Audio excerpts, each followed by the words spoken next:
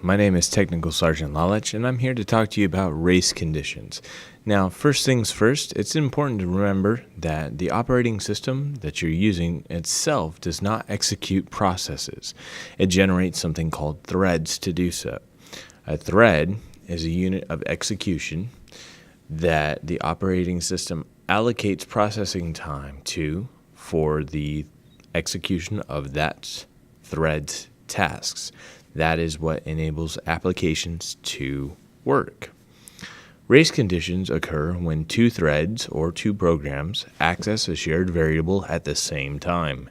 The first thread reads the variable, and the second thread reads the same value from that variable.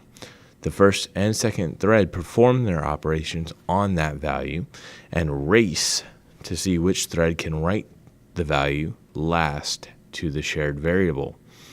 The value of the thread that writes its value last is preserved because the thread is writing over the value that the previous thread wrote. So the problem with race conditions is due to that runoff, we don't know, or we have an unpredictable value of variables that are shared between multiple threads or programs.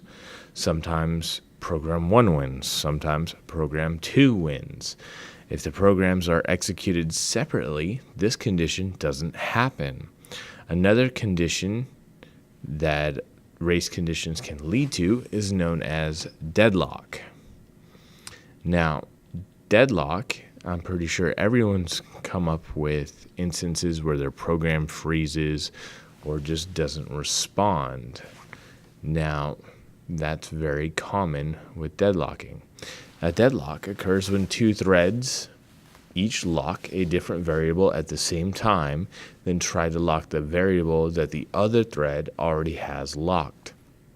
As a result, each thread stops executing and waits for the other thread to release the variable. Because each thread is holding the variable that the other thread wants, nothing actually occurs, and this remains deadlocked. Now, this is a good indicator that you have race conditions if you are constantly having this problem.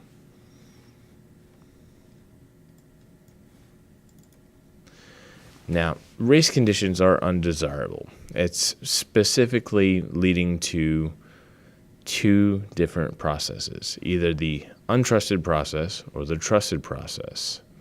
Untrusted process is known as a sequence condition, and it's caused by other running processes or other programs that slip their actions between the steps of the program that's already running. A trusted process leads us to deadlock or live lock, and these are caused by processes running the same program. Race conditions can also be known as time of check and time of use attacks. If you have a great delay or time between the time of check and the time of use, the greater the risk you place your system at for race conditions. A really common example of this one is what's called CRL lag. So when you revoke a certificate, it doesn't exactly happen instantaneously. It will happen on the next refresh of the CRL if you do it that way. This leads us to the problem where the time of check and time of use is different because the refresh didn't happen the refresh does not happen until its regularly scheduled update. Any changes you make until that time don't really get checked. All right? So if you have any further questions about race conditions, I encourage you to look up the additional materials and then talk to me or your instructor when we get back to class. Thank you.